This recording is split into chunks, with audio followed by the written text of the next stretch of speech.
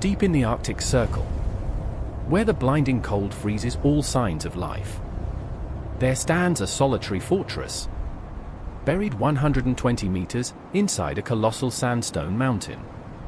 It is known to the world as the Svalbard Global Seed Vault, the ultimate backup drive for the entire human civilization.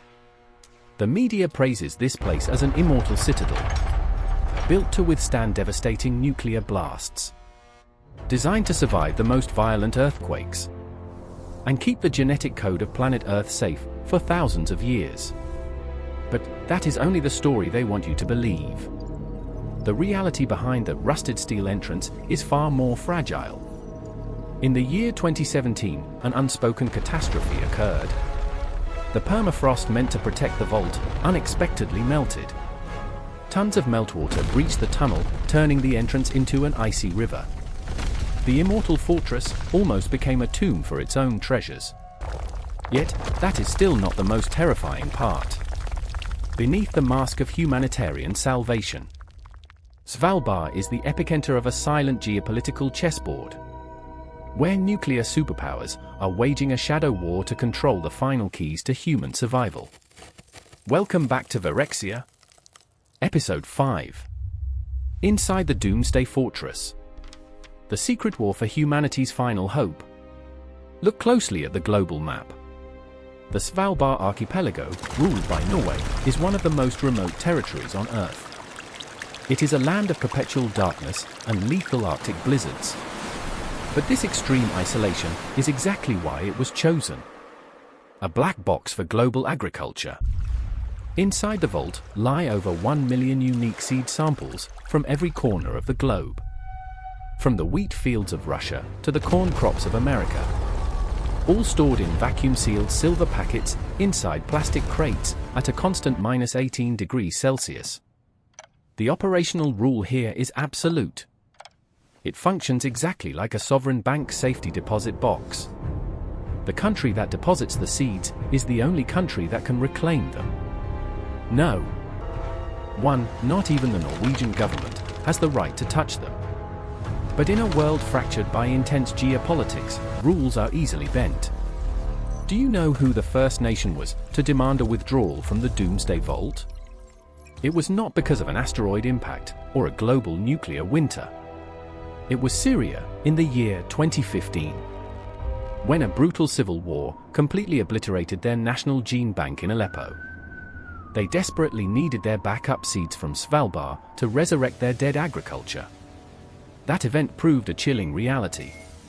Doomsday is not a distant sci-fi movie. It is happening right now. And whoever controls the access to this vault holds the ultimate leverage over human survival. To understand the hidden danger, we must look at the legal paradox of Svalbard. In 1920, the Svalbard Treaty was signed. It granted Norway sovereignty over the islands, but with a massive catch. The territory must remain completely demilitarized. No naval bases, no military garrisons, no acts of war allowed. Furthermore, citizens of all signatory nations, including Russia and China, have an equal right to live and conduct business there. This makes Svalbard the perfect playground for international espionage. Just a few miles from the Seed Vault lies Barentsburg, a coal mining town entirely owned and populated by Russia. The coal mines are largely depleted and losing millions of dollars every year. Yet, the Kremlin refuses to abandon it. Why? Because Barentsburg is not a mining town. It is a strategic listening post. Russian state-owned companies maintain heavy infrastructure right under Norway's nose. Satellites, deep-sea monitoring equipment, and advanced communication towers. They are watching the Arctic, watching the oceans, and watching the vault. As the Arctic ice melts due to global warming, shipping lanes are opening up. The Northern Sea route could cut transit times between Asia and Europe by 40%. Svalbard is the gateway to this multi-trillion-dollar maritime highway. Suddenly, the peaceful Seed Vault finds itself in the crosshairs of a potential World War III. But the threats from the outside are nothing compared to the structural flaws within. When engineers designed the vault in the early 2000s, they made a fatal assumption. They believed the Arctic permafrost was eternal. They assumed the rock would remain frozen solid forever, providing natural free cooling even if the power failed. They were wrong. The Arctic is warming 4 times faster than the rest of the planet. By 2017, the heavy rains and unprecedented warmth caused a massive breach. Water rushed into the access tunnel and froze into a thick sheet of ice before reaching the seed chambers. The seeds were saved by a matter of meters, but the illusion of safety was shattered. Norway had to spend nearly $20 million to rebuild the tunnel. They replaced the steel structure with a waterproof concrete tube. They installed heavy-duty cooling systems outside the mountain to artificially freeze the ground. Think about the irony. A vault designed to protect humanity from global collapse now requires active power and human maintenance just to survive the planet's changing climate. If a total grid collapse occurs, the vault will no longer be protected by nature. It will slowly warm up, and the fragile seeds inside will rot. The black box of humanity has a ticking timer. Who funds this fortress?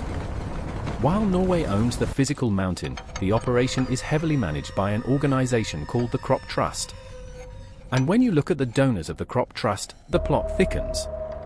The largest financial backers are not just sovereign nations, but private mega foundations. The Bill and Melinda Gates Foundation, Syngenta, and other multinational agricultural corporations. These are the giants that control the patents for genetically modified seeds across the globe. This has sparked intense suspicion among developing nations. Are these corporations funding salvation, or are they monopolizing the future of food?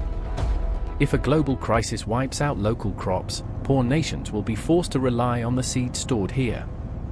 But access to the vault depends heavily on international relations. If a nation falls out of favor with the West, will their safety deposit box be frozen? We have seen global banking systems weaponized during conflicts. Sanctions can lock a country out of its own money. What happens when sanctions lock a country out of its own food supply? The Svalbard Vault is legally neutral, but logistically vulnerable to Western political control. Let us go deeper into the vault itself. To reach the seed chambers, you must pass through 5 heavy blast doors. The air grows thin, and your breath instantly turns to ice. The walls are covered in thick frost, glowing under pale blue lights. Inside the 3 main vault rooms, there is an eerie silence. Over 5,000 species of plants, reduced to millions of tiny grains, sleeping in the dark. Among them are unique black boxes from North Korea, sealed with official state stamps. There are ancient seeds from the Cherokee Nation, who wanted their ancestral heritage preserved beyond their borders. Even during the height of the Ukraine conflict, Russian and Ukrainian seed sat side by side, on the exact same shelves. It is a beautiful image of global unity, a sanctuary above politics. But outside this mountain, the tension is reaching a boiling point. NATO has recently increased its military exercises in the Arctic. In response, Russian submarines have been spotted mapping the deep-sea fiber optic cables connecting Svalbard to mainland Norway. If those communication cables are severed, Svalbard goes dark. The automated systems monitoring the vault's temperature would fail. The fortress would be isolated in the frozen abyss, cut off from the world. The vulnerability of Svalbard has forced other nations to rethink their strategy. They realize that putting all of humanity's eggs in one Arctic basket is a dangerous gamble. China is rapidly expanding its own underground seed banks, heavily fortified against cyber attacks and kinetic warfare. India has built its own regional vault high up in the Himalayas, at the Changla station. Russia maintains its ultra-secure Vavilov Institute, heavily guarded by military intelligence. The race to secure agricultural genetic data has become as critical as the race for nuclear supremacy. Because in the 21st century, power is not just measured by weapons, but by calories. The nation that can survive a global crop failure is the nation that inherits the Earth.